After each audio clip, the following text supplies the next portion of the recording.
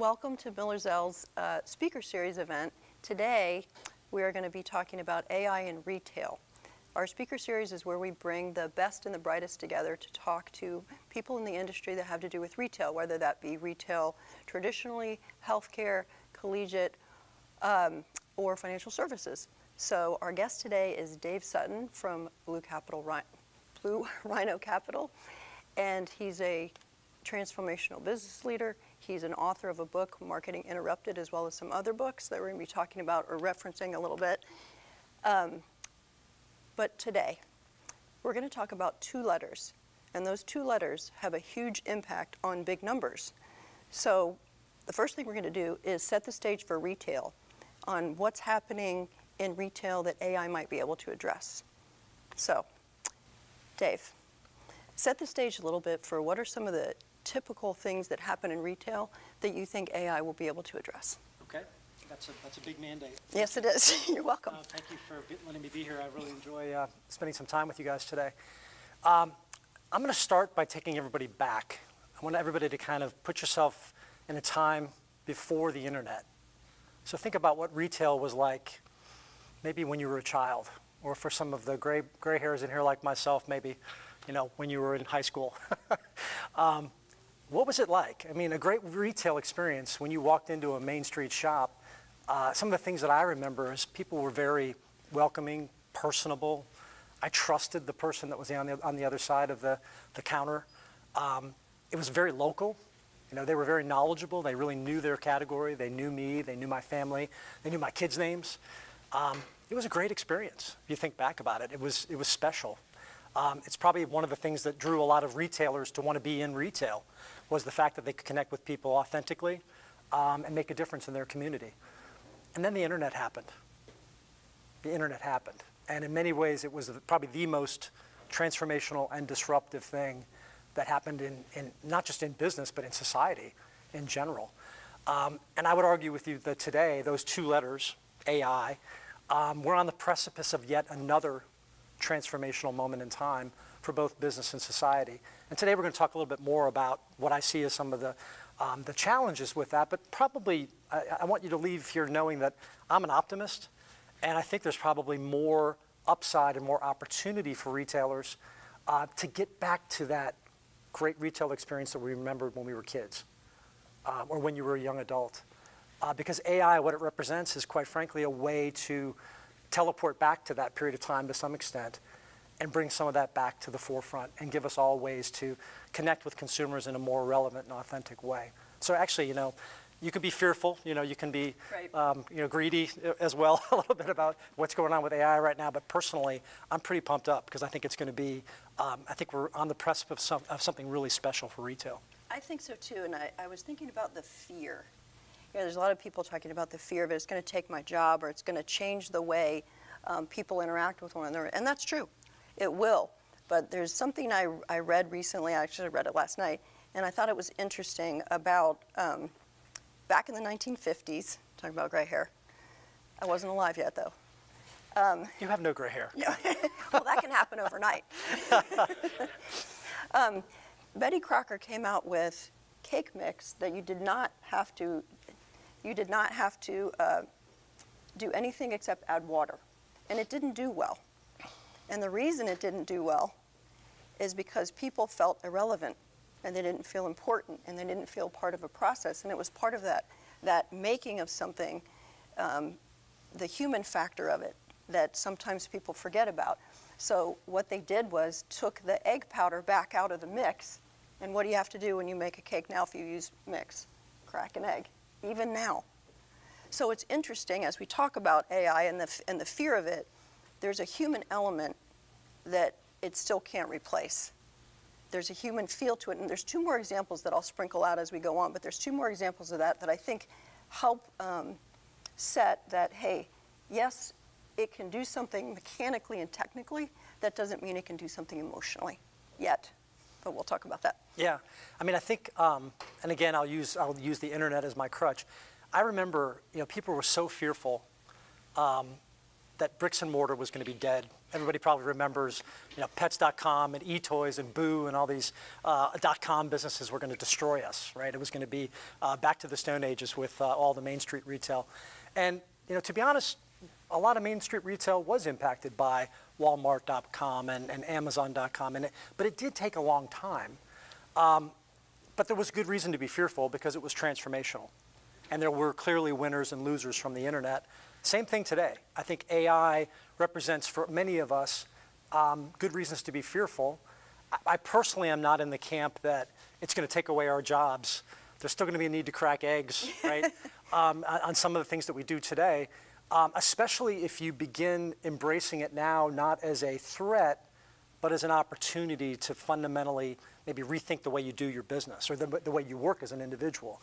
I personally believe that what the internet did for all of us was it created a new way to communicate, a new way to share information. The AI aspect of what we're seeing right now is it's a great way to automate mundane tasks and processes, and also maybe a great way to make better decisions. And I think to your point about, I call it human in the loop, I don't think AI is going to take us in a direction where humans are going to be out of the loop on important strategic decisions. Maybe we're going to be out of the loop on decisions that are mundane, kind of routine types of things that we do every day that quite frankly suck up a lot of our head capacity and don't give us time to be more creative. They require us to be more administrative. And I'm okay with that. I don't know about you guys, but that's actually, those are the types of tasks and decisions I'd like to get off my plate.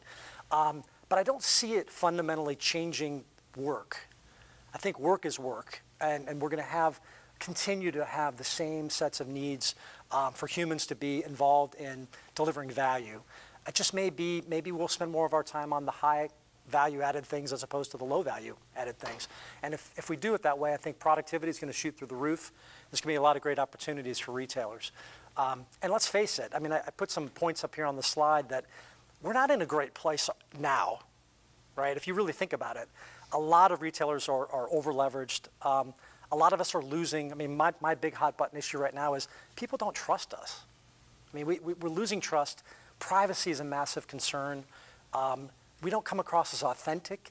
I mean, one of the downsides of using digital marketing, which I'm a voracious user of, is that it leads to kind of very inauthentic and sometimes interruptive types of communications with our customers and our consumers.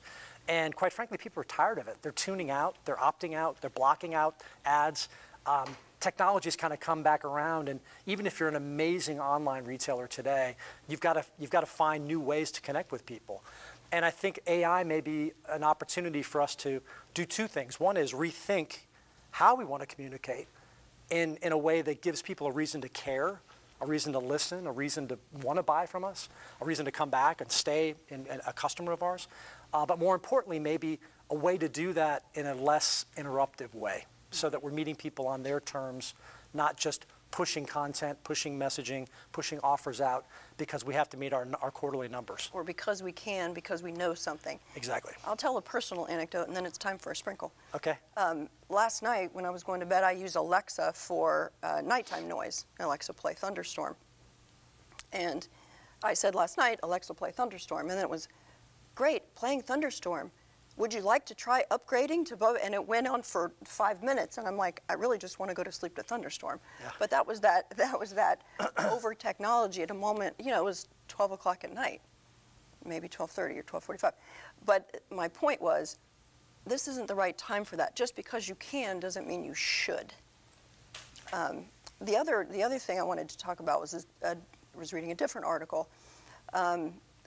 There's also the mechanism of, again, just because you have the data doesn't mean people want to hear it from a computer or from a chatbot or some of those other things. There was a study done about how people want to get information, and this has to do with financial services and customer service. Mm-hmm. They want to get good news from a human, and if it's bad news, they don't care whether it comes from a chatbot or from a human. But they prefer to get good news from a human, and the reason that they suspect is because there's a sharing of an emotion there. There's a celebration and there's a validation that that person said yes to you. So it's interesting that things like you were talking about, human in the loop. There's a whole study now being done about AI and our emotions and how you weave the humanness into it rather than them being so separate. So it's interesting to be reading about all that happening now. Yeah, I think fundamentally, you know, and I love your example of the, you know, Alexa. I don't want to hear the rain shower right now. I have a story I tell. Like my wife and I have an Alexa at home, like everybody probably in the room does, and I swear she's eavesdropping on us. Of course. Because, you know, we'll have a conversation about, you know, well, we really need to, you know, get some new dog toy or whatever it is that we're talking about. And the next thing you know, you open up your mobile device and someone's retargeting you. Mm-hmm. I mean, that can't be coincidence, right? That's the ultimate creepiness, I think, of some of these things. We can talk more about that, but I do feel like there's an opportunity in so many different dimensions of the retail customer experience, but we have to be really cautious about it because, like this slide says, there's an AI for everything, right? It doesn't mean you need to use it, right? There's a lot of things we can do with, and I'm going to go into a little bit more detail on this in a minute, but having a human-like experience at the right time, but it's a chatbot or a machine. By the same token, making sure it's a human-to-human experience when it needs to be human-to-human. There's a whole range of combinations there that I think the opportunity for retail in particular is that we get to design that. Mm-hmm. You know, I don't think it, and this is a little, I'll go back to my comparison with the internet for a second. A lot of things were, if you think back, were out of our control with the internet because all of a sudden you had to I call it keeping up with the Joneses of technology. It's like, oh, you got a CRM, I got to get a CRM, right? And before you know it, everyone's got a box of technology that says CRM on it, and there's no more competitive advantage associated with it. And the internet led to a lot of that kind of behavior.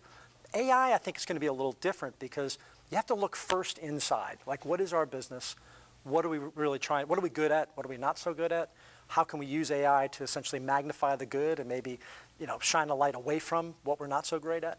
And I think if you use it in that way, we're going to see that the combination of how people deploy technology will reinforce competitive advantage, and to some extent will make it easier for consumers to make better decisions on their side because they'll know the kinds of firms and the kinds of places they want to shop with.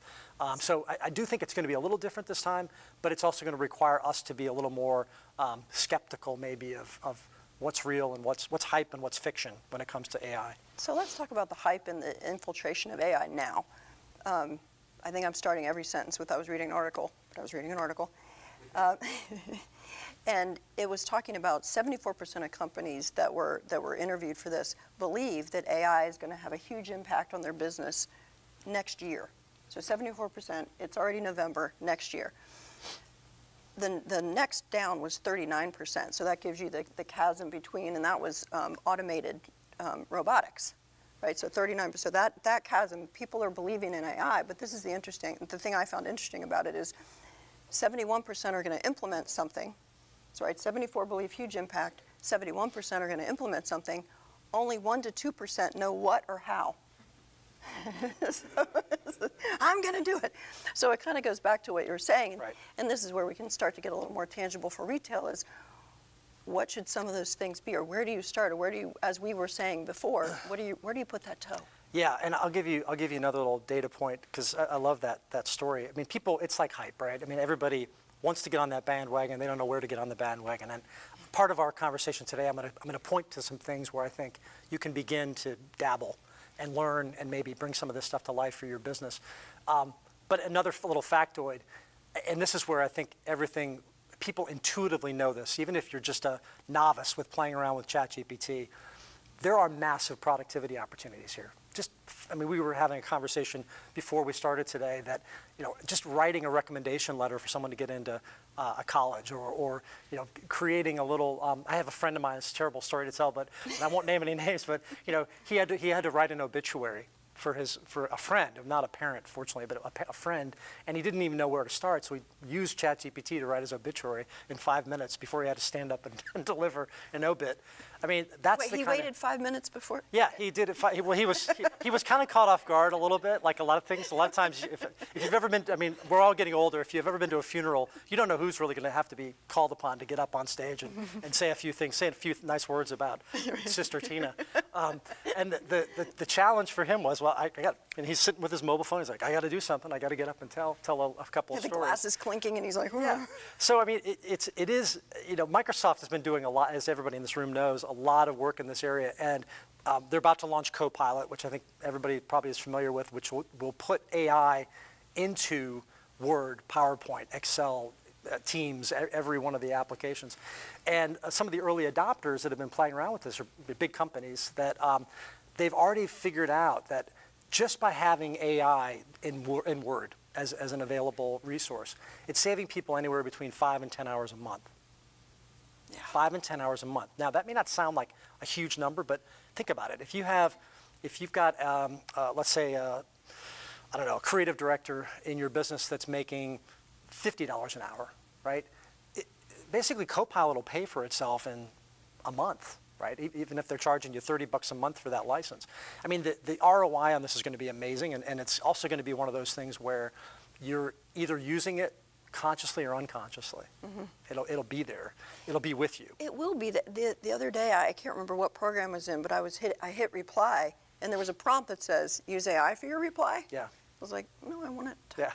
Well, maybe. That's the creepy part. Right, that's the a little creepy part. Yeah, obviously you want to have usage of it on your terms as opposed to somebody kind of dropping in and interrupting your workflow. But I think there's some really interesting. I was going to talk about 5 examples that I thought retailers should pay attention to. Yep. And again, it goes back to my frame of reference of if we could get back to the good old days before the internet, what would you want AI to be able to help you with? So if I wanted it to be more personable and I wanted it to be more trusted, more authentic, I think the whole area of conversational commerce right now is exciting to look at. And it's not because, you want a machine to necessarily do the interactions with people. This is not just about efficiencies. Because we've had machines, by the way, for years as chatbots and call center, feedback loops and things like that.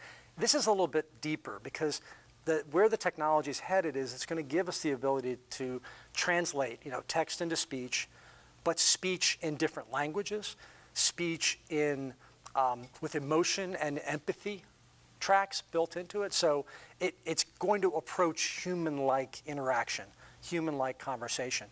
And I think for certain types of interactions, you may be better off with a machine that's got your brand promise and your brand essence baked into its code than, and this is going to sound terrible, but a shop person who has just come in, they've never been trained, and you're putting them on the front lines working with people. I might bet on the machine for certain types of interactions, right? And I'm not saying that's going to replace everybody in the shop, but the reality is in certain high-touch moments, you may actually prefer to have someone who's really going to know your business, know your category, know your brand. And help train and socialize. And help train and also, and I think help scale. I think it's hard. Again, one of the things we learned coming out of COVID is it's hard to get people. It's hard to get talent. Mm-hmm. And I don't think that's going away, guys. I think that is part of what's going to be baked into our economy, at least here in the U.S. economy for some time to come. We're seeing that with some of our clients. CVS is using it for training and onboarding now. Yeah. It's proliferated every time. I'm reading something, there's always a different client mentioned, a lot of whom we work with that are already starting to infuse it, and we're starting to infuse it into our creative process. Some of the things that they were talking about, and then I do want to get into No. Yeah. Some of the things that we're talking about is, develop a task force that's not just in IT, have it be kind of multi-company so that there's a purview from different perspectives of it, and make sure you have some governance and what kind of tools to use. And so starting with those foundational things makes sense. So now let's get into what are some of the other things that retailers should be looking at? Yeah, I mean, I think it's a combination of this conversational commerce, which, again, I think there's a huge opportunity there, but it has to be done consistent with your brand, consistent with the kind of experience that you want your customer to have. And emotional relevancy can be baked into that now, and that is different than what before AI. And again, I think there are a lot of examples in e-commerce right now that everybody knows where you can violate trust with the consumer by using technology to not necessarily be completely honest or authentic. I do also think that there's opportunities, I call it value reciprocity, which is something else that came out of the internet, was all of a sudden we as consumers can go out and find out exactly what that car dealer paid for that car, right? Before that, You could go into the car dealership and people would smile and shake your hand, and you get talked into a deal, and you really didn't know whether what that dealer paid for the car was $10,000 or $100,000. You had no idea. Now we all know that, and so that's created tension in certain retail structures, right? Well, you can also use AI to do the reverse of that, which is, why don't we all know, we know what the demand is for certain products, we know what the supply availability is for certain products. Why don't we create win-win situations where we can dynamically price, and I got some examples later, we can talk about very specifics, but a retailer could know, really, this is what the market price, and this is what the market will bear in the moment. By the same token, the consumer will know that I'm not getting ripped off. Most fundamental kind of consumer mindset is, I want to get a deal, but if you go to every store and they're all the same price, we generally buy that product because we know that the price, even though those retailers are not colluding, right? We know that is the fair price for the product. And I think we're going to see AI being used more to kind of create this reciprocity between retailers as well as consumers, and not only in this category, probably across the economy. I think it'll be a huge opportunity. And I'm looking at the depth of that, right? So it's easy to price compare. We've been able to do that for a while, but what you're talking about is to really aggregate the marketplace into what's happening, how much costs are, but it goes deeper into supply chain, demand, logistics, and all of that to kind of ladder up to make that even richer and not naive. Because sometimes that can be unfair to the retailer if all those other things are taken into consideration. So it's really nice how deep that can get for the reciprocity. Yeah, absolutely. It's a great, if you think about it, I mean, some of the biggest challenges retailers face are planning, stocking, assortment, merchandising. All of those things kind of are downstream of the consumer demand. And so if you've got better insight into what are fast-moving goods looking like, can I make forward buys on things because I'm doing a better job of predicting what I need to have in the store next month, next quarter, next year. Predictive inventory is listed almost everywhere. The better we get. The good news is, again, if you're thinking with a value reciprocity mindset, you're going to have a better proposition to the consumer as well. I think that's another part of this is you have to be willing to kind of, I'm not saying go completely transparent with consumers, but you need to be thinking like a consumer and creating a price experience that's going to be honest and authentic. And then you get to the trust that you were talking about. Exactly. And then people trust you and they know that you may not be the lowest cost, but I know when I come into your environment, I get the information I need, so I'm choosing the right things. And I'll pay a premium for that. Right. Or I get service with this product that I can't get anyplace else, and I'll pay for that. I'll pay the premium for that as well. Right. So wanted to make sure we get to the bubble slide. I don't remember. It's coming. Right, it's coming, okay. Because I know you love the bubbles. I do love the bubbles. In a glass especially. Right, actually. I like the tangibility of that, because I'm thinking about if I'm a retailer and I'm listening or thinking about it, and we're talking about where the toe is, and then we think about the uses even across all the things I mentioned in retail. So there's retailers, there's healthcare, collegiate spaces, and financial services. I know that there's AI used in those in different areas. So for financial services, it might be, loan approval and those types of things. For healthcare, it will be reading records. All of them had chatbot listed, so there's that interaction. So where do I start? Yeah. I'll go to the bubble slide, then maybe we'll go. I'll give you some technical. I'm probably in the way of the bubble. No, it's all right. No worries. You're actually in the hard to implement section. People here might agree. Yeah, I get this question a lot because it is also overwhelming, and it's overwhelming even if you. I live in this stuff every day. Right? It's overwhelming for me because AI is moving so fast. There's so many changes, so many new applications and new things that are coming out every day. And it's almost like you can't not get in and start swimming. It's possible to dip your toe in. I'm going to give you some examples of that, but really you almost have to kind of plunge in and just immerse yourself in this stuff because it is moving so fast. And hope you don't get swept away downriver. But hopefully some of the advice I'm going to give you today will keep that from happening. The way I think about it, Tina, is, generally speaking, I like things that are, we all want home runs, right? We want the high value stuff for our business. But when you dip your toe in, you tend to want things that are easy to implement and they may be kind of low value, right? So I call this the experimentation phase. So what you'll see on the slide here are examples of things that I think everybody today, some of you probably have already started doing some of these things, and some of you just need to start doing some of them, right? We talked a little bit about personal productivity, playing around with ChatGPT yourself, playing around with DALL-E for image production, Midjourney for image and video. Just playing with the stuff gets your brain kind of wired to seeing possibilities. And I think if the downside of not doing that is, it's not that you're going to miss out completely, but you may miss out on opportunities in your own work to actually help yourself do a faster, better, cheaper job at whatever you're doing. So I'll give you a quick sprinkle on the GPT too. I was reading something, and 1 million people signed up in 5 days. Yes.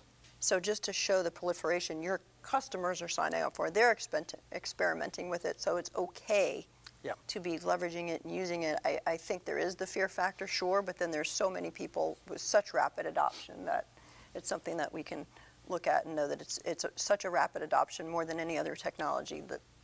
That's true. It's widely adopted. It is everyone's playing right now, and that's a good place to be. We're in an experimentation phase. And it's going to be at your fingertips. I mean, again, depending on whether your company licenses ChatGPT for Copilot with Microsoft, or Adobe's announced Firefly. If you're a Photoshop user, there's going to be a Firefly Copilot with you on those tools. So it's going to be there. So I think personal productivity is a great place to dip your toe in and just get in the game. There's also some really easy things to implement that are, at least for me, they've always been really challenging aspects of our business, like social media. Just being able to be responsive in social media, a lot of times you're paying a team to track what's being said about you on Twitter, or track what's being said about you on Facebook. I think this is a great application area for AI, because let's face it, even when we're all on social media as humans, we sound like machines. In some cases. I saw you do this when you said humans. Yeah, I mean, it's like social media has become sort of this playing ground where we pretend to be journalists, so we pretend to be experts on different subjects. So I think it's okay. I think it's going to be expected that we be mindful that social media is a great channel, and we need to be even more responsive than we are probably today as retailers. And so it's a great place for an application like a GPT, like a generative AI application, because you want to be responsive, and then if it needs to be escalated, you kick the human in the loop. But while it's running, nobody wants to sit and monitor. I don't care even if you love social media. Nobody wants to sit there, unless you're addicted to cat videos or something. Nobody wants to sit there and watch it. So you want to take the mindless part of it and make that a machine, and then have it escalate when it needs human interaction. So I think that's an area. Social media integration is one that most people are going to dive into, and it's actually a no-brainer. It's easy to do. It's not going to give you the most value, but it's something that I think could have a big impact long term. It gets the toe in. It gets the toe in, and it's something that, like I said, I don't think it's taking anybody's job away. I think it's going to be augmentative to customer service operations and things that right now are kind of a pain, to be honest, right? Right. So, did we hit the technology slide? Do we want to put that up? We're bouncing around a little bit. Okay, I'm just making We're going back and forth a little bit. It's okay. There you go. Yeah, coming back to my five things, right? So I thought I would give you, because a lot of times it's easy to talk about this stuff and say, oh, conversational commerce. Well, I wanted to point out some things that are key technology enablers. I mean, things that are going to make this not only possible, but are going to accelerate the demand for it. So, I mean, everybody's very familiar with ChatGPT, DALL-E, all the suite of tools that OpenAI is producing right now. One that I want to highlight for you that's probably not on your radar is Valley. So what DALL-E is doing for text to image, Valley is doing basically for text to speech. So again, think about, if you're writing scripts for service agents, right, or chatbots. The challenge right now is it's like you take text and it becomes a robotic answer, much like GPT would write you kind of a robotic article or something. Where Valley is headed is it's going to be true natural language text to speech. And even some of the things I've been describing about emotional content, weaving in empathy into content, being able to stylistically talk like your brand. I mean, for years as marketers, the holy grail was brand voice. right? Like, can I get everybody in the company to talk in the brand voice? You know, you go to Apple, now those Apple people talk in the brand voice, right? They're these gurus of Apple Genius Bar, right? Think about that. I mean, it's hard.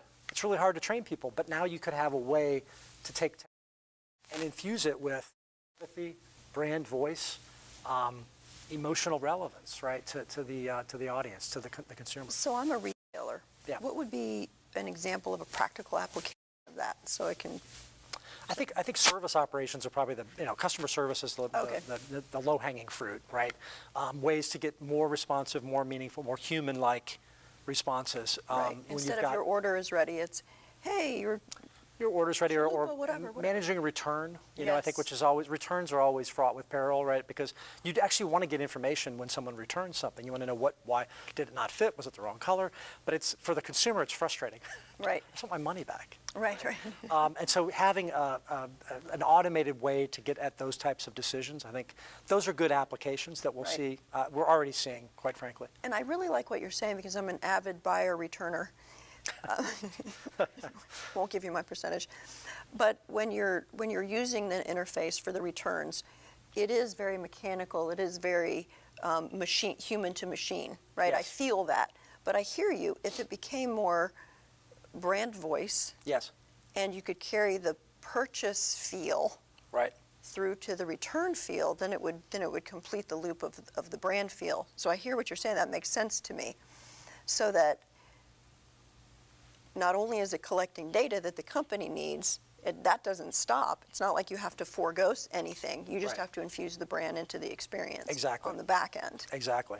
Yeah. And you can, I mean, taking that to the next level, right? So some of you may have played around with tools like Synthesia, which is, it takes that text into speech and then creates an avatar, which can actually be a human avatar, if you've ever played around with it. Wait, what? Yes, yeah, not like Avatar the movie, right. but literally a human. Like, I could create a Tina Chadwick avatar and use GPT to fuel your interaction with me as it relates to a service conversation. Right, okay, now I see what you're saying, because when we're at conferences, we see the human-like or the avatar-like, yes, chatbots and things like that, and you can see some people leaning into it and some people going, well, yeah, again, it's like everything else. It could be creepy, right? If you're not, but if it authentically represents the brand, if it's consistent with essentially the way that you want the customer to have an experience, there's nothing wrong with it.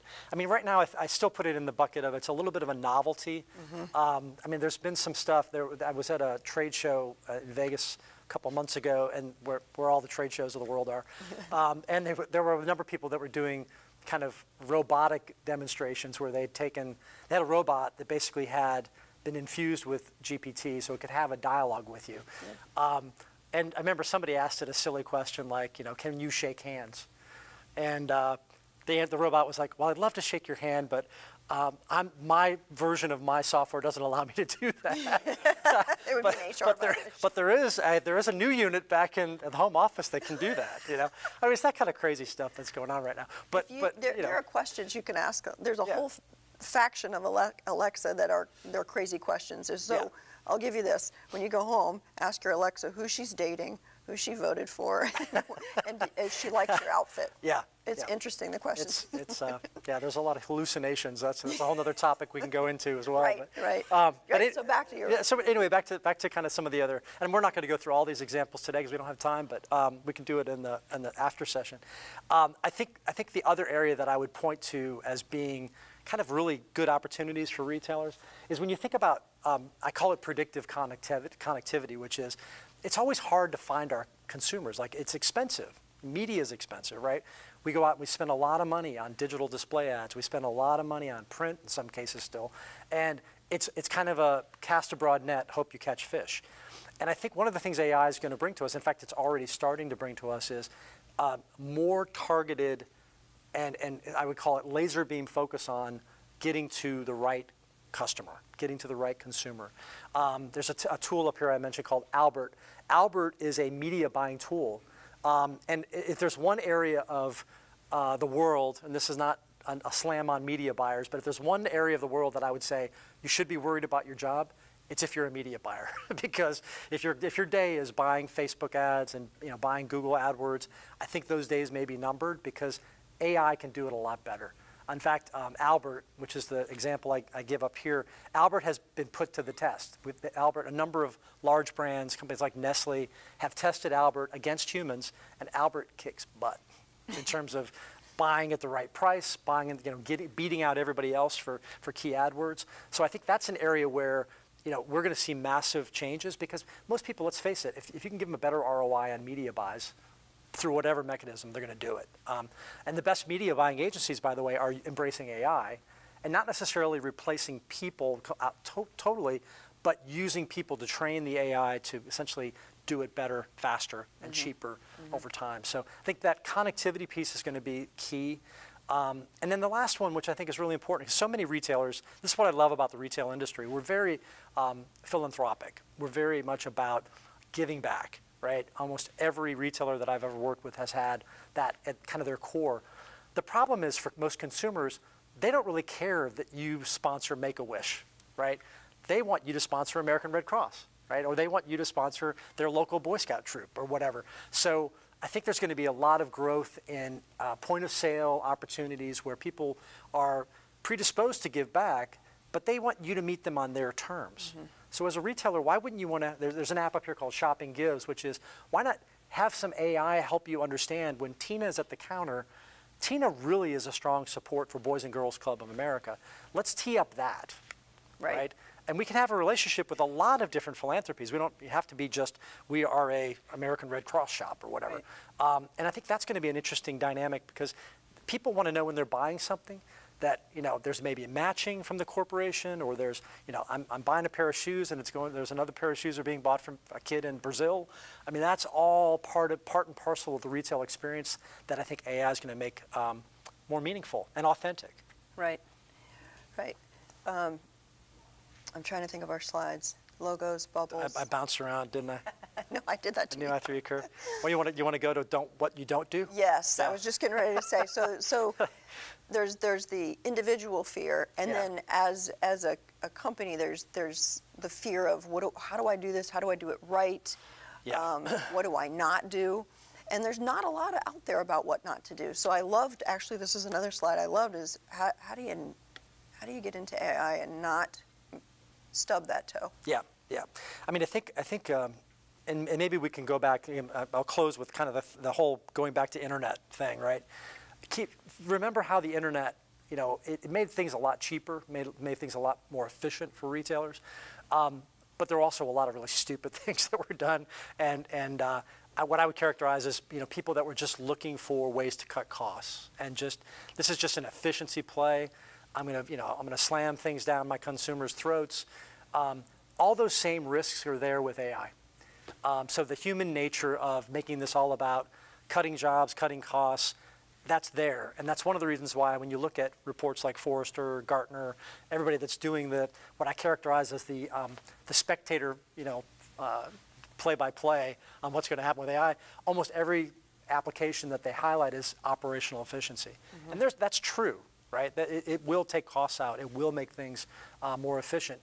But if it's done in a way that's impersonal, or the consumers find to be grating or interruptive in their life, it's not going to work. Right. And I think the biggest way that you can make a mistake here is to lose sight of the fact that people want to have a type of customer experience. I don't care what your brand is. They've become accustomed to having a certain type of relationship with you as a retailer.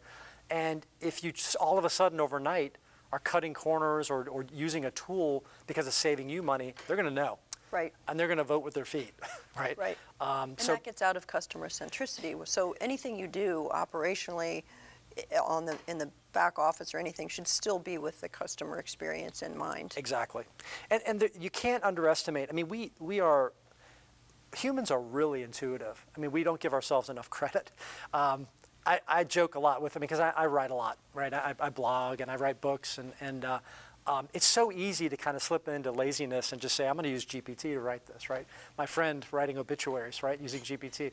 That's okay. I mean, there's certain things in our life that may be completely appropriate. But keep in mind, like I've started just in my own life, I can tell when something's been written by GPT. I can tell. And maybe it's because I read a lot and I write a lot, but we're pretty smart as humans. We can kind of sense when something's not really authentic, or it seems a little, for me, the tip-off is always sentence structures. Like humans, we are not actually really good at differentiating sentence structures. You know what I mean? We don't mix it up. ChatGPT is very good at it, but it also is obvious when you read it. Like this, nobody writes this well. that's BS, right? So it's that authenticity will come through, and we as humans will get more and more used to it, and all of a sudden we'll know, oh, that ad was written by GPT. Swipe right, click through, right? I mean, it's just it'll become second nature, and so there's that end of it, which is I think kind of it'll become an annoyance, and then the other end of it is people sense, like your Alexa story, it's creepy, right? It's just kind of creepy. Like there's something valuable, and I go back to like the old days retail. If you walked into your pharmacist and your pharmacist announced to everybody, oh, welcome back, Dave. I've got more of that, cream to take care of that rash. that is not a good thing. He had that data. He did not need to say it out loud, right? I mean, and everybody knows that's not only creepy, it's just kind of an invasion of my privacy. AI is that pharmacist, okay? That is, if they have the data, they will use it. So we as humans, I think, we have to keep our hands on the throttles and make sure that it's being used at the right time, in the right moment, in the right context, because AI is going to know a lot about you, and it could be embarrassing for the retailer that information is shared. It could be a privacy violation. There's a whole host of challenges there, but fundamentally, it's just it's also sort of common sense if you think about it. Like just because you have the data doesn't mean you need to use it. Yes. And when you do use it, if it's used out of context, it's going to come across as either insulting, creepy, and it's probably going to turn that customer against you to some extent. The brand, for sure, yeah. Yeah. I worked for a large mobile carrier, and we were always in meetings about, okay, we have this data, we can tell, and this was a specific example, we have this data, we can tell when people have dropped their phone. Yeah. Because their location doesn't move, but their phone accelerates, so they would tell. So, the people in the room were like, let's serve them a ad about, breakage, and we can fix it for free, and what the next upgrade is. And we were all like, but then they're going to look around and go, how did you know I dropped? Yeah. So there were constant things like, this is what the data that we have. This is what it means.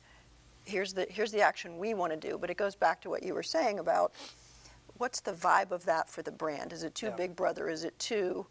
And I'm constantly having that conversation with Alexa. Yeah. Because if you whisper to her, she'll whisper back. To me, that's okay. You prompted it, and that interaction is okay. If I ask you to play, nighttime, sure, and you can offer premium, but not at midnight when I need it. Right. So again, you have to remember the human in it, and not just what the ability of the data gives you. Exactly. Yeah, and it's being sensitive to time and place and relevancy. I mean, I want, if I'm driving my Tesla down the road, and I want Big Brother to keep me from crashing back into that truck, right? Mm-hmm. So there's relevant times when AI, you want it to be, use that data, save my life, okay? That's one end of the spectrum. Yes, the other end of the spectrum, is, I don't want you to use that data to tell me what kind of pimple cream to buy, in front of the pharmacist and everybody in the pharmacy. So there's that, again, so much of it, as I'm saying it myself, it's painfully obvious, a lot of this stuff. But keep in mind that a lot of times technology is looking for a task. And I think we have to be on guard, as a retailer, you have to be on guard and say, look, I use tools for certain tasks, but I'm the arbiter of that. Mm-hmm. I'm not just going to buy a box of, Mid-Journey and turn all of my salespeople into video avatars, just because I can, right? It better fit with what your strategy is. It better fit with the structure that you have in place, and then the systems that you buy and build are supporting that. I think sometimes people get over their skis a little bit. They buy systems without really thinking through what are the implications for structure and strategy. Or how it fits in. We go back to your CMS example. Yeah. People buy, Yeah. So foundationally, so let's go back to, I'm a retailer, and I'm like, okay, this was a lot of information about AI. There's some suggestions in there. What would be the first thing, without even looking at the technologies at all, I'm looking across my organization, where should I be looking for the, if I'm looking at it like a subway map, we do this here, we do this here, should I be looking for places for efficiency? Should I be looking for customer interaction? Should I be looking for all of that? Where should I start to look for ways that I could leverage it? Yeah, it's a great question, and there's a couple different ways. I mean, I kind of look at it through glass half full, glass half empty thinking. What I mean by that is, most retailers already have a pretty good idea what your competitive advantages are, right? So what am I really good at? And you may say, well, I'm really good at service, or I'm innovative when it comes to picking the next generation of products or the next fashion line or whatever. I'm really good at certain things. On those glass half full things, I think what you want to be looking for is how can AI make what I'm doing better, or shine a light on it so people can tell that what I do is better. Accelerate it. Accelerate it. Because a lot of times I think people are really good at certain things and they've been struggling to expose that and let people know, we are really innovative. We are always, we're the first ones that, go to market with this product, or we're the first ones that, create this type of an in-store experience. So if you're being honest with yourself, and this is truly a competitive advantage that you want to blow up and accelerate, AI can be an accelerant for that. It's interesting that you went to find what you're good at and accelerate it versus what you're bad at and improve. Like, it's interesting that that was first. I like that. With intention, because I think the problem is if you're not good at something, okay, and we're being honest with each other, there's probably a reason why you're not good at it. and there's probably something fundamentally that you need to fix.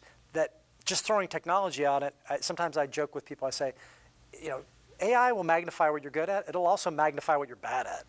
So if you're really bad at something, if your supply chain planning or your merchandising in store is terrible, and you decide I'm going to throw AI at it, and it's basically running against all the systems and structure that you already have in place, it'll just put you out of business faster, right? I mean, that's not going to help you, right? Doing the bad thing faster, isn't it? So I personally, this may be just I have a bias that I like low-hanging fruit, and I'm maybe a little bit lazy, and I like the stuff that's easier to do. But efficient. I would build on strength before I try to patch or Band-Aid broken things. I wouldn't use AI. I mean, obviously, I would start with fixing broken things to get you to a place where you can be competitive, especially if it's something that's going to really, potentially challenge or drive off customers if you're not good in certain things that you do.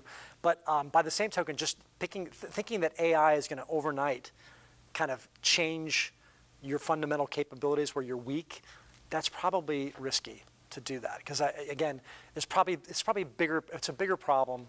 As my doctor would say, it's a symptomatic of a bigger underlying cause. It's not just a Band-Aid type of a solution.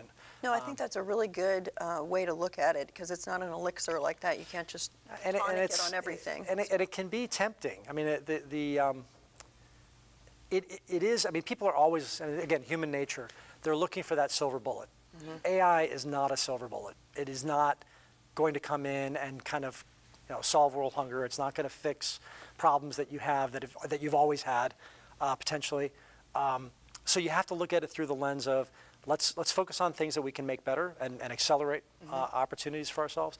And if we do want to bring AI in to address, let's say, a fundamental weakness of our business, let's make sure we understand why it's weak to begin with. Yes. And then make a decision of whether technology is even a solution for that problem. That's right. And I think you and I share that pretty strongly, is even if I go back to the bubble slide, we don't have to, I'm just referencing it. If we go back to all those ways you can implement in that easy to implement, whatever the impact is, there's no silver bullet in there, but each of those at a certain percent aggregated becomes significant. That's right. And I feel like that's per your slide, a better way to look at it is what are the incremental improvements that aggregated work versus trying to look for one to solve everything. That's right. That's exactly right. And I won't go back to that slide, but the other thing that I put on there was, all of this is kind of moving towards really transforming your business model. Yes. Right. So the internet did ultimately transform the way we thought about how people shop. Right. And for a while it was nobody's going to go to stores, they're just going to go online. For a while it was people are going back into stores because they want experiences. But where do we land? We landed in a hybrid shopping environment, and we're going to be with that forever. That's the way. Why? Because that's the way people want to shop. I think AI is going to do the same thing. There's going to be certain types of businesses, and I can't today, I don't have my crystal ball, so I can't say in certain categories, AI, people are going to want to buy from machines. I don't know what, I mean, maybe cars, who knows, right? We will no longer actually want to talk to a human car dealer, okay? That's not that far of a stretch, but you know what I mean. Carvana already looks like Yeah, Carvana already is pretty close to that. But there may be certain categories where people just, it's a low touch or a low involvement kind of purchase that I don't mind buying from, Rosie from the Jetsons. Yeah. She's kind of cute. She's kind of cute. And if you look about, I'm thinking about some of the industries that are so different than when I grew up. Car buying, Yep. right? There's the whole taxis. Right. What are those? Yeah. Right. Yeah. I don't think my daughter even knows what that is. It's Ubering. It's a verb. Right. So there's so many industries like that that are completely transformed by technology. So I would say, you're used to a taxi driver. There's still an Uber driver, but the technology is what you interact with, Right. and it's all happening on your phone.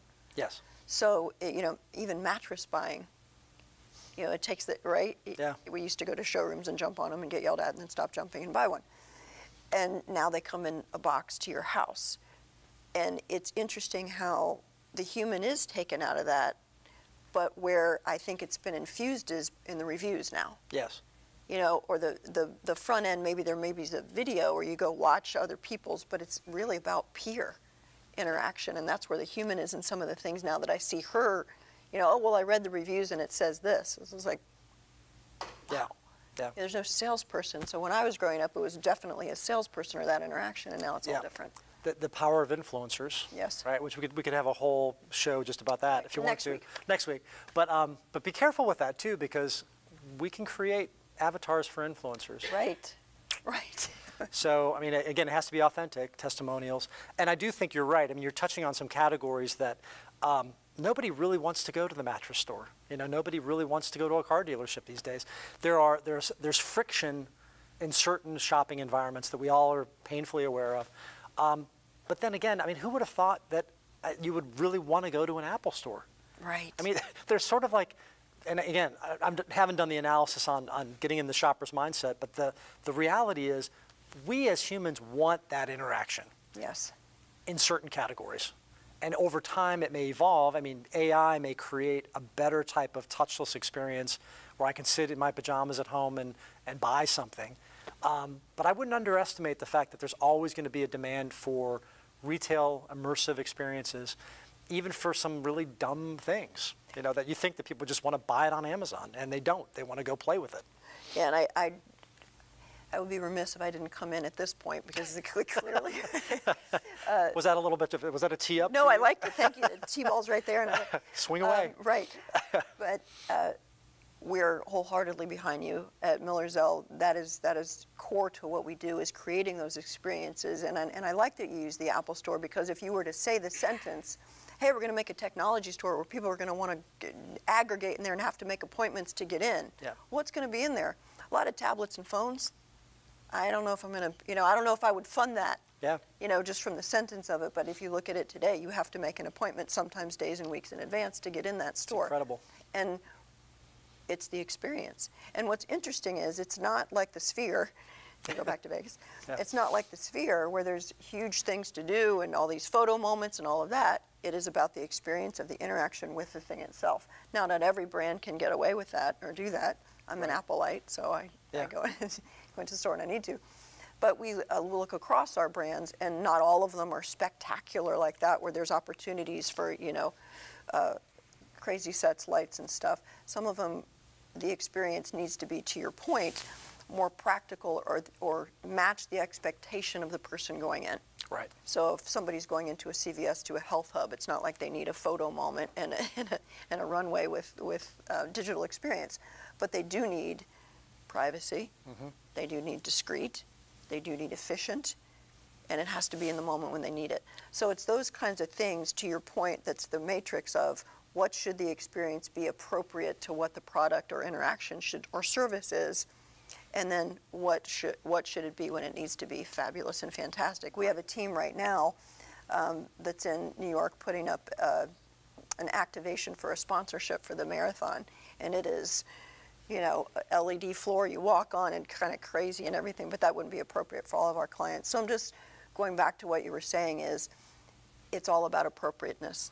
Whether it's AI or store experiences or not store experiences, right. It's all about the appropriateness of the interaction. And AI is something that will fundamentally help us with what that interaction is. I mean, I'm a huge fan of kind of the work that's been done around human-centered design, which I think a lot of people know, design thinking.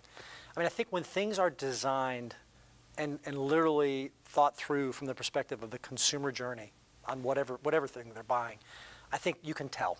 Yes. Right? It's just obvious. It's painfully obvious. Somebody put the thought into this. Somebody's really thinking through what are the meaningful touch points, what are the ways that we're going to, you know, trigger certain types of behaviors, whether it's purchase intent or just smiling, right? And I think that is not going away. And if anything, AI could become a key enabler for aspects of that journey. But if you just try to throw AI at a journey map, for example, without really having the human-centered design part of it, it's just not going to work. Yep. It's going to look like you've bolted on, you know, this, you know, machine onto an aspect of what is fundamentally a human experience. And if it's irrelevant, if it looks like it's, you know, it hasn't been thought through in terms of how the interaction is actually supposed to play out, it's not going to work. And people and consumers are smart; they'll see right through it. Right, and then it erodes the brand, hurts the brand. It erodes the brand, and you lose trust, and you know, people make fun of you, right? There's a lot of that, you know. It's just that's part of the challenge, I think, with any new technology. I mean, we're all hyped up about AI right now, but I mean, I can give you dozens of examples where people have used, you know, the wrong tool for the task because everyone was telling them you got to buy a box of CRM or whatever it was at the time, and that's, you know, that's just discipline. Right. As a business leader and a retailer, you got to have a level of discipline. I tell a lot of my, you know, people that I work with, I say, is that just another bright, shiny object that we're chasing, or is that legit? Is that something that's really going to help us? And I think it's good to challenge yourself every once in a while. Just go, you know, do I need to be on that bandwagon? You know, there's a bandwagon leaving over here. Maybe we get on that one. And it doesn't necessarily, you don't need to jump in without first experimenting. That's another thing. I mean, I think the more you learn, you make better decisions about what's relevant for your business and for your customers. One of our clients is sells a lot of chicken, and the way they look at innovation is they don't necessarily want to be first to market. It's not about that. It's being relevant and being efficient and smart to market. Yep. So it doesn't matter how long they lag behind whoever's first, as long as they make sure that when they do get there, that it makes sense. Yep. Nothing wrong with being a fast follower. And with AI, I would also say, in taking some of those things we just talked about, is does it make sense for your brand? Just because, you know, your consumers might not be where AI is. So it's how do you make it relevant for your brand? And then to your point, what's too big of a leap and what's the right leap for where you are as a company? Yeah. So those things. I think we're about at time, so I just wanted to know if you had any other parting thoughts. Keep your head down, I guess. I mean, it's coming. It's coming. It's just a question of when and where you're going to be impacted by it. But I mean, I think, like I said, like I started off, I am definitely an optimist about these things. I don't fall into that camp of, you know, what I call the Terminator camp. I don't think that we're on the precipice of Schwarzenegger blowing through the doors over there anytime soon. But I do think that it is, you know, I'm also not Pollyanna-ish about this. I think it warrants your time and investment. And so you've got, even if it's just a skunk works in your business, trying to get your hands around it, play with it, find ways to make it relevant for your customers, it's time. I mean, you can't really sit on the sidelines. I guess is the other part of it. But get on the field. I tell people all the time, get out of the stands, either coach or get on the field. That's how you win, right? Yep. It's not fun to be a color commentator unless you're getting paid a lot of money by ESPN. Right. True. Right. So I wanted to thank everybody for joining today. I appreciate the attention. Hope you found this useful. We will be sending out a recording of it for those of you who registered. And thank you for joining. Thank you.